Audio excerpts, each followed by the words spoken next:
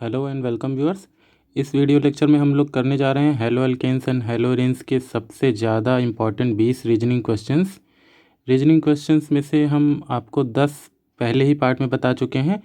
ये वीडियो का second part है और अब हम लोग स्टार्ट करते हैं क्वेश्चन नंबर 1 से। वीडियो 1 अगर आपने नहीं देखा है रीजनिंग क्वेश्चन का तो ज़रूर से देख लीजिएगा चैनल के पेज पे जाके, और उसका लिंक भी इस वीडियो के डिस्क्रिप्शन में है। तो चलिए स्टार्ट करते हैं।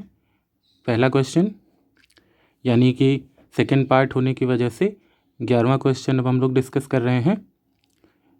Although fluorine is more electronegative than chlorine, CH3F is less polar and have lower dipole moment than CH3Cl।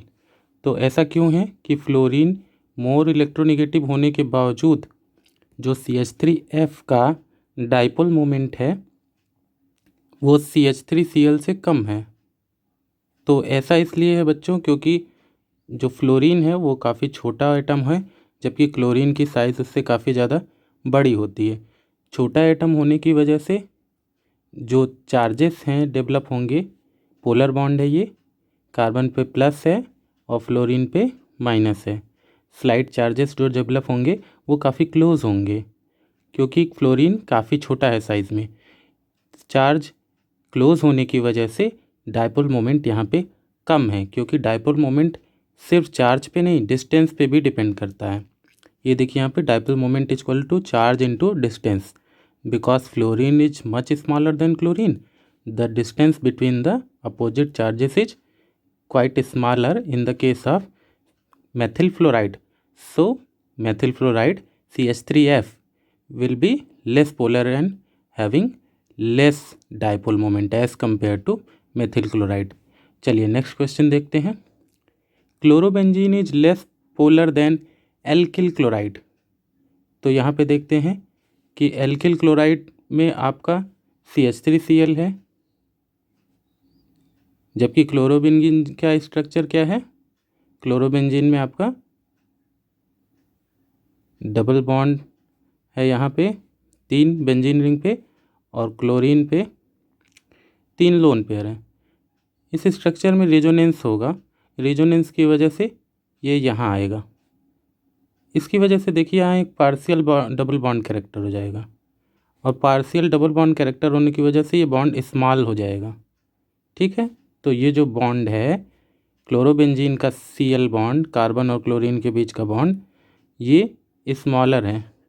इसके अलावा क्लोरोबेंजीन का जो ये कार्बन है CCl बॉन्ड का, ये sp2 हाइब्रिडाइज्ड है, sp2 हाइब्रिडाइज्ड, और sp2 हाइब्रिडाइज्ड होने की वजह से ये मोर इलेक्ट्रोनेगेटिव है। जबकि इस कार्बन को देखिए, यहाँ पे कार्बन क्या है, sp3 हाइब्रिडाइज्ड। तो sp2 हाइब्रिडाइज्ड होने की वजह से मोर इलेक्ट्रोनेगेटिव है ये कार्बन, और ये कार्बन और इस क्लोरीन के बीच की इलेक्ट्रोनेगेटिविटी डिफरेंस कम हो जाएगी। जब इलेक्ट्रोनेगेटिविटी डिफरेंस कम हो जाएगा और डबल बॉन्ड कैरेक्टर होने की वजह से डिस्टेंस भी कम हो जाएगा, तो पोलैरिटी अपने आप कम हो जाएगी। चलिए नेक्स्ट।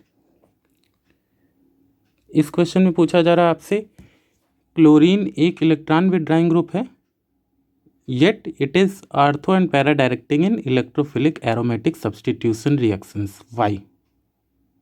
तो क्वेश्चन आप समझ पा रहे हैं, chlorine is electron withdrawing, even then it directs the electrophilic to the ortho and para positions, why? तो इसका रेजोनेंस स्ट्रक्चर देखते हैं क्लोरोबेंजीन का।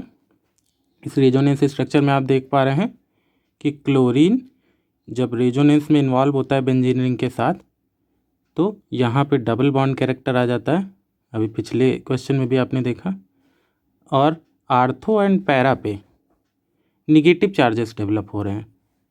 अब अगर निगेटिव चार्जेस डेवलप हो रहे हैं तो ये centre of attraction for electrophiles होगा, because electrophiles are positively charge and electron deficient.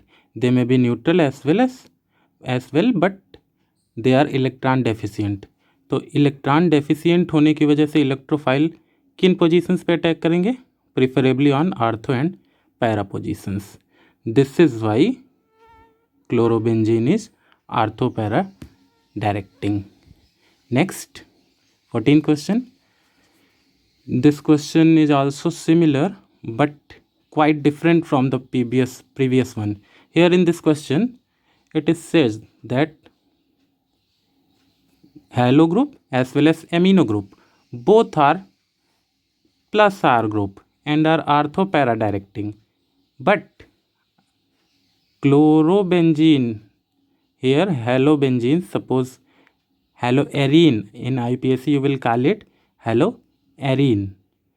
So haloarine is less reactive than benzene, but aniline is more reactive than benzene. Question आप समझ पा रहे हैं? इस क्वेश्चन में क्या कह रहा है कि एक्स हेलो ग्रुप और एमिनो ग्रुप दोनों ही आर्थोपैरा डायरेक्टिंग है और प्लस आर है, बट एमीन जब बेंजीन पे लगता है एमिनो ग्रुप तो aniline is more reactive than benzene, but halo group जब लगता है halo benzene is less reactive. Why? तो answer is quite simple. See, the halo groups are deactivating groups. They deactivate benzene for electrophilic aromatic substitution because they pull the electron density toward them. So the chloro group, suppose we are taking example chlorobenzene, chloro group is orthopara directing. Incoming electrophile will attack at ortho groups or para group, but still this compound chlorobenzene is less reactive than benzene. Why? Because chlorine group, chloro group or other halo groups are minus I groups. They will pull electron density toward them. Okay, so these groups are minus groups, and because they pull electron density towards them, they make benzene ring electron deficient. So benzene का electron जो halogens की ओर पुल हो जा रहा है उसकी वजह से इलेक्ट्रॉन डेफिशिएंसी क्रिएट हो रही है, और ये उतना आसानी से इलेक्ट्रोफाइल्स को अट्रैक्ट नहीं कर पाएगा जितना आसानी से बेंजीन कर लेता है. Next, the boiling point of alkyl halides decrease in the order alkyl iodide, then bromide, then chloride, then fluoride. Why? Reason is very simple. You see, if we talk of size, iodine is larger than bromine, which is larger than chlorine, and chlorine is larger than fluorine. So iodine is larger, bromine is smaller, chlorine is more smaller, and fluorine is even more smaller. तो जैसे जैसे आपकी size बड़ी होगी van der Waals force of attraction बढ़ेगा, जिसकी वजह से बॉइलिंग पॉइंट इंक्रीज़ होता है. तो साइज़, एटॉमिक साइज़ और एटॉमिक मास इंक्रीज़ होने पे forces of attraction between the molecules increase होता है, वांडर वाल्स फोर्सेस. इस वजह से बॉइलिंग पॉइंट भी बढ़ेगा. Next, for a given alkyl group the reactivity of alkyl halides follows the same order: alkyl fluoride, alkyl chloride, then alkyl bromide, then alkyl iodide for both SN1 as well as SN2 mechanism.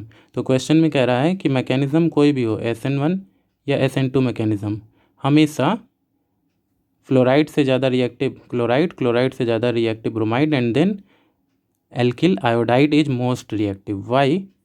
तो see, alkyl fluoride में carbon तो सभी में है, CF bond है, chloride में Cl, bromide में Br है और आयोडाइड में I है. कार्बन तो कॉमन है, बट फ्लोराइड सबसे स्मॉल है, उससे बड़ा क्लोरो ग्रुप, उससे बड़ा bromo, and largest one is iodo. जैसे जैसे साइज़ बढ़ती है नीचे जाने पे, देखिए साइज़ बढ़ने से ये बॉन्ड जो है CX बॉन्ड वीक होता जाता है. तो CX बॉन्ड जो है वीक होगा नीचे जाने पे, इस वजह से ईजी टू ब्रेक हो जाएगा. दैट इज़ वाई आयोडीन आसानी से अलग होगा, because this bond is quite easy to break, CI bond. So most reactive for both SN1 as well as SN2.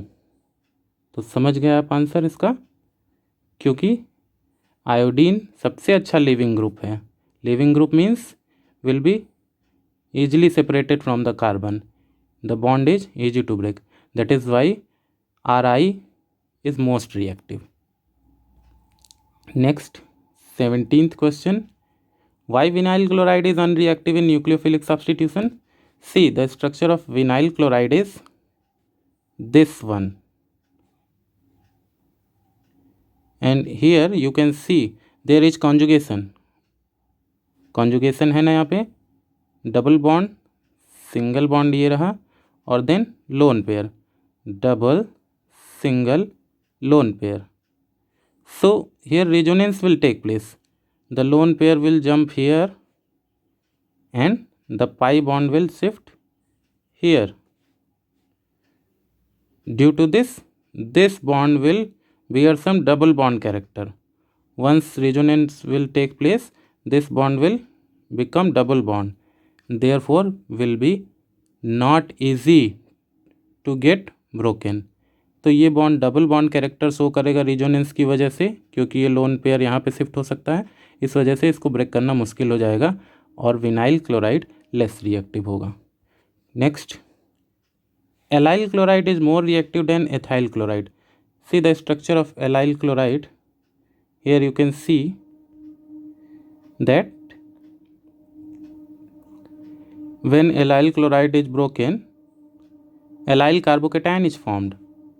Allyl carbocation जो बन रहा है, इसमें आप देख सकते हैं रिजोनेंस हो रहा है. This carbocation is resonance stabilized. This is allyl carbocation. Resonance कैसे होगा, ये पाई बॉन्ड यहाँ शिफ्ट कर जाएगा तो यहाँ डबल बॉन्ड आ जाएगा और इस कार्बन पे पॉजिटिव चार्ज हो जाएगा. तो रेजोनेंस की वजह से ये स्टेबल है और स्टेबल होने की वजह से ये ईजिली बनेगा. So this is why allyl chloride will be more reactive for nucleophilic substitution. Okay, now next question, 19th question. Chloroform is stored in completely filled and closed dark colored bottles. ऐसा इसलिए है क्योंकि chloroform अगर open में रखा गया air के contact में तो वो ऑक्सीडाइज्ड हो जाता है. तो so chloroform is oxidised by air in presence of light especially to form extremely poisonous gas COCl2. This gas is also known as phosgene gas. इसीलिए क्लोरोफॉर्म को completely filled बॉटल में, डार्क कलर की bottle में रखा जाता है, away from the light. Last question of this video. The reactivity order of different alkyl halides for SN2 mechanism is primary, then secondary, then tertiary. Whereas for SN1 mechanism it is tertiary most reactive and primary least reactive. Why? You see, SN2 reaction takes place through the formation of transition state, and SN1 reaction takes place through the formation of carbocation. Carbocation means organic group in which carbon bears a positive charge. So transition state stability will govern the rate of SN2 reaction and carbocation की stability से decide होगा SN1 reaction.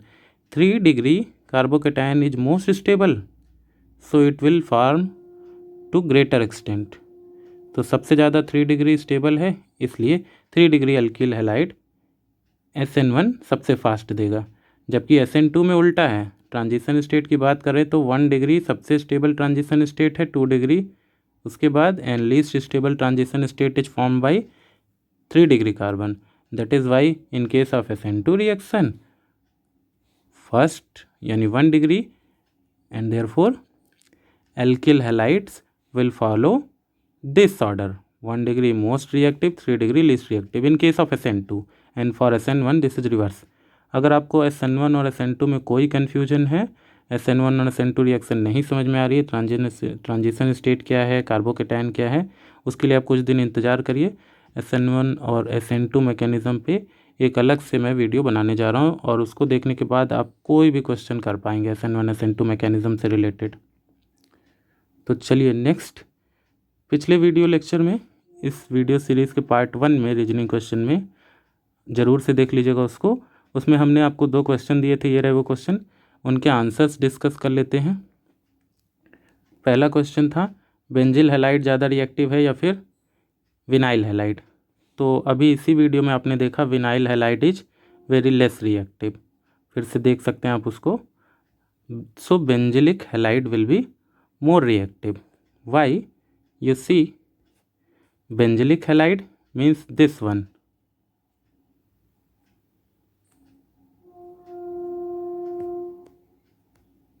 suppose it gets dissociated to form benzyl carbocation, then benzyl carbocation will have this structure. You can see here also there is conjugation, double, single and then positive charge, so resonance will take place. conjugation होने की वजह से यहाँ भी resonance होगा और resonance होते ही ये कार्बोकेटाइन, बेंजिल कार्बोकेटाइन स्टेबल हो जाएगा। और आपको मैं कई क्वेश्चन से बता रहा हूँ, जो चीज़ जितना स्टेबल होती है वो उतना ही ज़्यादा बनती है और उसका रेट ऑफ फॉर्मेशन भी हाई होता है। That is why benzylic halide will be very highly reactive for SN1 reaction. Next, second question था फर्स्ट पार्ट में आपसे, which of the following statements is correct. तो करेक्ट होगा B, methyl iodide is less reactive than benzylic bromide. अभी अभी आपने देखा benzylic halides are highly reactive for SN1 reaction. Why? Because they form very stable resonance stabilised carbocations. So methyl iodide will obviously be less reactive. बाकी के 2 statement गलत हैं। चलिए आज का प्रैक्टिस क्वेश्चन कर लेते हैं। आज आपको जवाब देना है। पहला क्वेश्चन है, अगर हम सेम मास के, सेम फार्मूला के आइसोमेरिक हैलो एल्केन्स लें तो ब्रांचिंग के साथ साथ बॉइलिंग पॉइंट इंक्रीज़ हो गया या डिक्रीज़, एंड क्यों? कमेंट बॉक्स में ज़रूर से क्वेश्चंस का आंसर दीजिएगा। एंड दूसरा, second question is MCQ question, choose the correct statements from the followings, read out these statements, whether first and second are correct, second and third are correct, one and third are correct, और all are correct. First, second and third all are correct. So choose the correct option. तो आप videos को देखते रहिए, touch में बने रहिए, ताकि आप इसी तरीके से और नए नए वीडियोस देख पाएंगे, आपके पूरे कॉन्सेप्ट्स क्लियर होते जाएंगे। नेक्स्ट वीडियो में आपसे कुछ और क्वेश्चंस कराए जाएंगे और कुछ और टॉपिक आपसे डिस्कस किया जाएगा। Thank you.